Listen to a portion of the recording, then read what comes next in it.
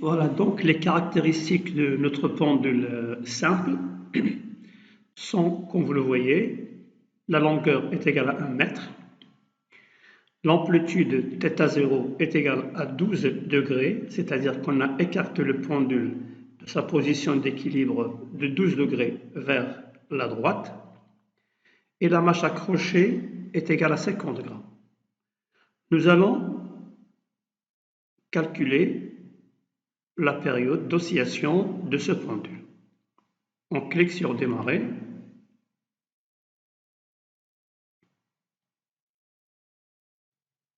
Et là, comme vous le voyez, la période des oscillations est égale à 2 secondes. Nous allons refaire un nouvel essai en changeant l'amplitude et voir est-ce que la période a changé. Nous allons augmenter, on va tout laisser comme le premier essai, mais je vais augmenter l'amplitude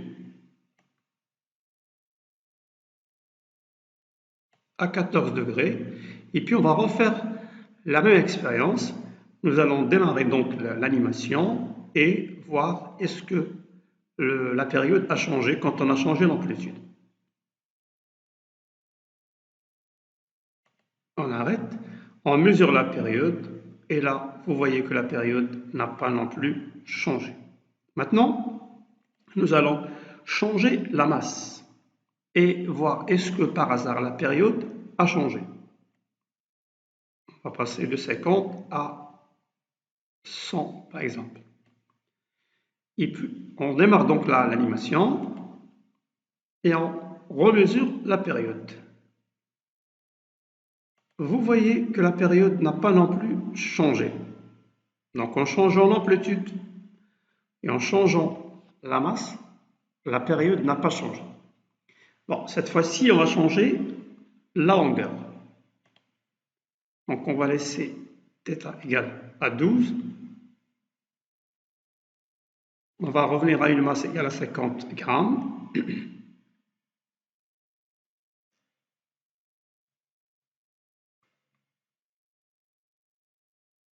Voilà. Mais cette fois-ci, on change la longueur du pendule. On va lui donner par exemple 1,50 m. C'est-à-dire qu'on a augmenté la longueur de fil. On démarre.